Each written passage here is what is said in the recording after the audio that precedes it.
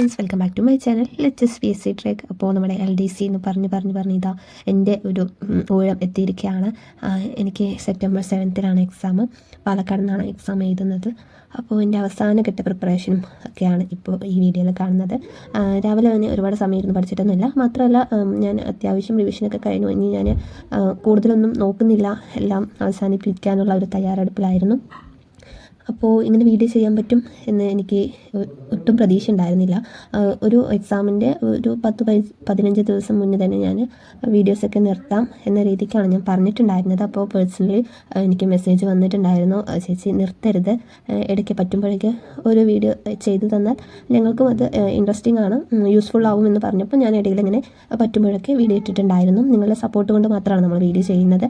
അപ്പോൾ നിങ്ങൾക്ക് നമ്മുടെ വീഡിയോ കാണാൻ ഇഷ്ടമുണ്ട് എന്ന് അറിയുമ്പോൾ അതും ഒത്തിരി സന്തോഷം. അപ്പോൾ പറഞ്ഞു നമ്മുടെ LDC അങ്ങനെ ഓരോ സ്റ്റേജും വന്നു കഴിഞ്ഞു. 3 സ്റ്റേജ് കഴിഞ്ഞു, 4ാമത്തെ സ്റ്റേജ് എത്തുന്നു. ഇനി ഒക്ടോബറോടുകൂടി LDC എന്നുള്ള ആ ഒരു എന്താ പറയുക, ആ ഒരു വലിയ നമ്മുടെയൊക്കെ സ്വപ്നം അങ്ങനെ അവസാനിക്കുകയാണ്. അപ്പോൾ ടെൻഷനും കാര്യങ്ങളൊന്നും ഇല്ലാതെ നല്ല രീതിക്ക് എക്സാം എഴുതാൻ പോകണം എന്ന രീതിക്കാണ് ഞാൻ ഒരു 2-3 ദിവസം മുന്നേ തന്നെ പഠനം നിർത്താം അങ്ങനെ വിചാരിച്ചപ്പോൾ രാവിലെ കാര്യമായിട്ട് അങ്ങനെ ഒന്നും നോക്കിയിട്ടുണ്ടായിരുന്നില്ല. അപ്പോൾ കുറച്ച് ഞാൻ നേരത്തെ വീഡിയോസിൽ കണ്ടിട്ടുണ്ടാവും, ഇങ്ങനെ കുറച്ച് ഷോർട്ട് നോട്ട്സൊക്കെ എഴുതി അത് സ്റ്റിക്കി നോട്ടിൽ എഴുതി അങ്ങനെ ഒട്ടിച്ച് വെച്ചിട്ടുണ്ടായിരുന്നു ഞാൻ എൻ്റെ വീട്ടിൽ, ഹസ്ബൻഡിൻ്റെ വീട്ടിൽ. അപ്പോൾ വരുമ്പോൾ ഞാൻ അതെല്ലാം എടുത്തിട്ടാണ് വന്നിരിക്കുന്നത്. ഇമ്പോർട്ടൻ്റ് ആയിട്ട് എനിക്ക് തോന്നിയിട്ടുള്ളത് അതുപോലെ ഡേറ്റ്സും ഇയേഴ്സൊക്കെയാണ് അതിൽ കൂടുതൽ, അതുപോലെ ഒരു നെയിമുകളൊക്കെയാണ്. അപ്പോൾ അതൊക്കെ ജസ്റ്റ് ഒന്ന് വായിച്ച് പോകാമെന്ന് വിചാരിച്ചു. അപ്പോൾ രാത്രി ഉറക്കം വന്നില്ല, അപ്പോൾ ജസ്റ്റ് എടുത്ത് അങ്ങനെ വായിച്ചപ്പോഴാണ് ഞാൻ വിചാരിച്ചത് പിന്നെ LDC എക്സാമിന് പോകുന്നതിന് മുന്നേ ഒരു വീഡിയോ കൂടി അങ്ങനെ ചെയ്യാമെന്ന് വിചാരിച്ചു. പലപ്പോഴും ഇങ്ങനെ വീഡിയോ ചെയ്യുമ്പോഴാണ് ഞാൻ തന്നെ ഒന്ന് മോട്ടിവേറ്റ് ആയിട്ട് പഠിക്കാതിരിക്കാറുള്ളത്. ചിലപ്പോൾ മടി പിടിച്ച് അങ്ങനെ ഇരിക്കും, കുറേ ദിവസങ്ങൾ അങ്ങനെയും പോയിട്ടുണ്ട്. അപ്പോൾ ഇടയ്ക്ക് ഇങ്ങനെ ഒരു വീഡിയോ വരുമ്പോൾ നിങ്ങളെപ്പോലെ തന്നെ എനിക്കും കുറച്ചുകൂടെ ഇൻട്രസ്റ്റ് ആണ് പഠിക്കാനും. അതുപോലെ തന്നെ ഞാനങ്ങനെ കള്ളം പറഞ്ഞ് അല്ലെങ്കിൽ വീഡിയോയ്ക്ക് വേണ്ടി പഠിക്കേണ്ട ആവശ്യം നമുക്കില്ലല്ലോ. അപ്പോൾ നമ്മൾ പഠിക്കുമ്പോൾ അതങ്ങനെ വീഡിയോ എടുത്തിട്ട് ചെയ്യുമ്പോൾ 2 കാര്യമായല്ലോ, അങ്ങനെ വിചാരിച്ച് നമ്മൾ വീഡിയോ എടുത്താട്ടോ. അപ്പോൾ നെയ്റ്റാണ്, അപ്പോൾ എല്ലാവരും പറയും ഉറക്കം വെച്ചിരുന്ന് പഠിക്കേണ്ട ആവശ്യമില്ല, എക്സാമിൻ്റെ ഒരു ടൈം ആകുമ്പോൾ വയ്യാതാവും എന്നൊക്കെ പറയും. അത് ശരിയാണ്, ഞാനങ്ങനെ ഉറക്കം വെച്ചിരുന്ന് പഠിച്ചതെന്നല്ല.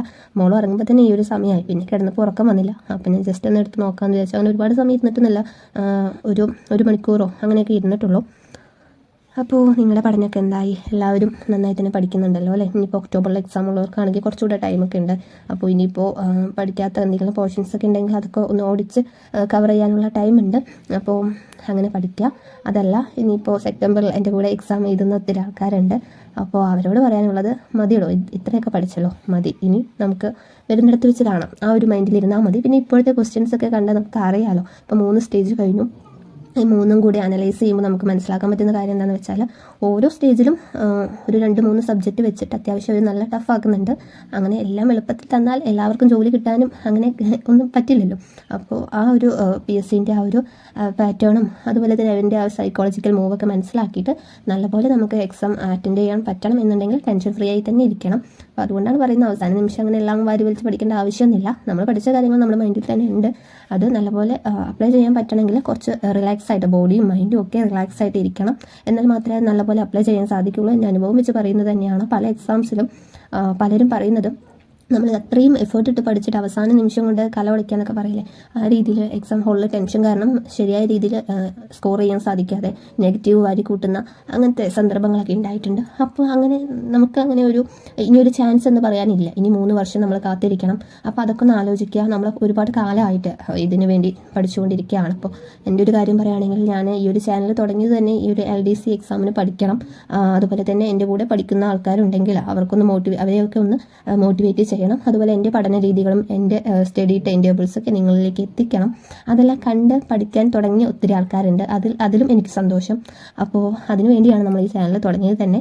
അപ്പോൾ LDC കഴിഞ്ഞു, ചാനൽ പതിയെ അവസാനിപ്പിച്ചാലോ എന്ന് ഉണ്ട്. എന്താണ് അവസ്ഥ എന്നറിയില്ല, എക്സാം കഴിഞ്ഞാലേ അറിയാൻ പറ്റുള്ളൂ. അപ്പോൾ നിങ്ങളുടെ സപ്പോർട്ട് ഉണ്ടെങ്കിൽ നമ്മൾ ഇനിയും മുന്നോട്ട് വീഡിയോസൊക്കെ ചെയ്യുന്നതായിരിക്കും. ഇനി അടുത്തത് സെക്രട്ടേറിയറ്റ് OAൻ്റെ എക്സാം വരുന്നുണ്ട്. അപ്പോൾ അത് അപ്ലൈ ചെയ്തിട്ടൊക്കെ ഉണ്ട്. അതിനിപ്പോൾ ഏകദേശം നവംബറിൽ ഉണ്ടാവില്ല, ഡിസംബറിൽ ഉണ്ടാവും എന്നാണ് തോന്നുന്നത്.